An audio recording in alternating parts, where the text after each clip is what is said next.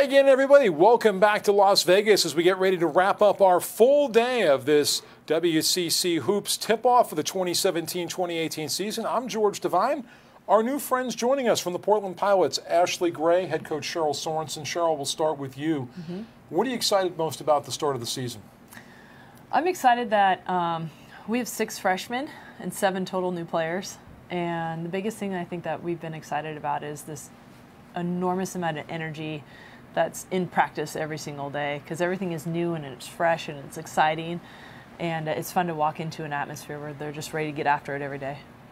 Ashley, you feel a little push from those freshmen and those newcomers? Yeah, it's definitely like Coach C said, the energy and stuff in practice is just, it's refreshing to walk into it every day and everyone be so eager to go, and just the energy that comes off everybody. So. Does that raise the expectations of the Pilots with a new influx of talent? Absolutely. And with that, I think the expectations has been broken down about into smaller steps of how we want to achieve some of the new goals with this new team. And it's great to sit down when we're not meeting those and have an honest conversation about what we're doing, what we need to do better, how do we connect the dots. And everybody has a hand in it, so it's a great cooperative goal setting. You know, Ashley, does Cheryl ask for a lot of feedback from the team leaders?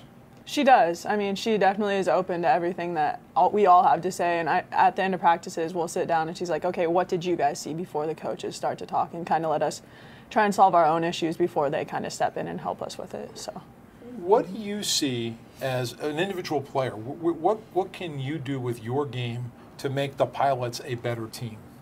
I think just like being a senior right now, being vocal, helping them learn the new plays, defenses, everything else, and just being there for them to throw off ideas when they don't necessarily know what's going on, or ask questions, and kind of be like, help them before they have to go, like ask a coach, or like within a drill, like say, hey, like, you know, you need to be here versus do that kind of thing. And yeah, it's actually a very interesting point you brought up there, Ashley. It's going to segue us to our next question with Cheryl, but you know, talking to a lot of the players I've covered over the last 20 plus years, and they always say to me, freshman year is tough. It's like trying to run up the down escalator at the mall. Right. And one of the things they all said was, I wish we had better communication with my teammates and with my coaches.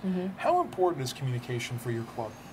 I mean, we talk about it every single day. I mean, usually when there's a breakdown and when we do circle up at the end of practice, it's like, what could we have done better? Usually the common theme is we could have communicated better, whether that was making sure we know who was on the court next for the next drill, or, I mean, it could be anything. And I think as me and the coaching staff, like, we really do stress that, and we have a lot of channels available for our players to reach us. Yeah, the technology's changed since you played. They have cell phones now. Yeah, I mean, you can text people. Yeah. I mean, how much does technology play a role with your teams? I know now with, you know, tablets and phones, you can watch video anytime, anywhere. You don't have to have a film room anymore. I know. Well, it's great. I mean, we have a manager who films practice, and she cuts it up as it's going. So as soon as practice is over, that's uploaded up into files that the coaches get and the players can get to see. Literally minutes after practice, you can watch film. No more sticky VHS tapes. Oh, no. Because you were a VHS tape. We were VHS. So, yeah, you had them 2 rigged up because you had to download it here and send it to this one. And it was all in real time. There was no high-speed dubbing. There was none of this poof. You could send it to the phone. Ashley, University of Portland, very demanding school academically. Yeah. How do you balance academics and being a top-flight basketball player? I think it's just a matter of finding the time. And like when you have downtime, it's really not downtime. You need to be doing your schoolwork, or there's something you can be doing the whole time. It's never a matter of like, it's just balancing like your social life, basketball, and schoolwork, and finding the happy medium between them all is what I kind of have done. So. Now, Cheryl, when you go out, you visit with high school coaches, club coaches, and most importantly, potential student athletes and their families. How much of an easy sell is the University of Portland? Beautiful city, beautiful campus. Yeah, well, I think it starts with, we're lucky to have the End of the Oregon Trail Summer AU tournament. So it does, every summer we get lots and lots of teams up to the Northwest, and then we're able to hopefully get them out on campus so they can see for themselves what we have to offer.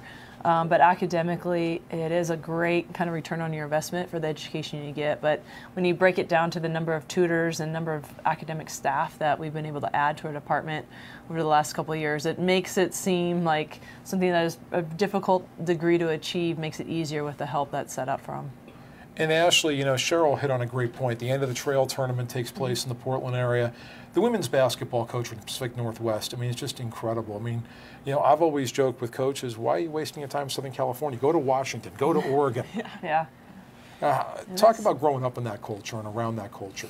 Yeah, definitely like you said, I played in the Oregon Trail tournament and all the Seattle tournaments and whatnot my whole club career, and I think that was probably a big part of me going there was like when I played, like we played exhibition games at UP, and so just like getting in there, being able to play in that college arena, get a feel for it, and just have like the coaches, like all the Pacific Northwest coaches around, it was super nice, and just having them around 24/7 almost, like when you're at UP and stuff, was super cool and awesome.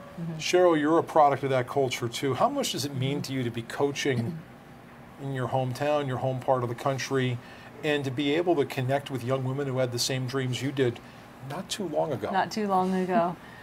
For me, it's been great to kind of quote unquote be home.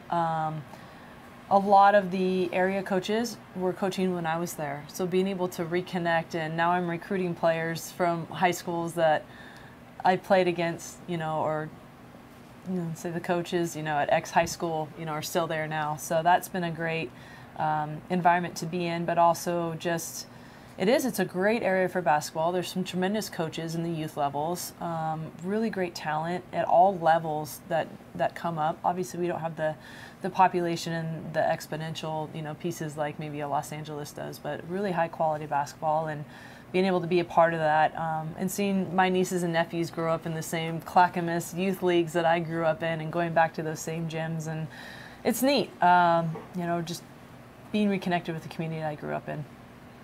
Before we go, Ashley, what are you looking forward to most about your senior year? I've had a couple players come in here today, 2 or 3, and say, I blinked. I blinked as a freshman, now I'm a senior. Has that happened to you? It definitely has. I mean, looking back on it, time's just flown since I've been at UP, and I just think I'm looking forward the most to just getting out on the court, playing my final year, leaving everything I got, and just having a great year with the new team that we have, and leaving all we have out there and see what we can do.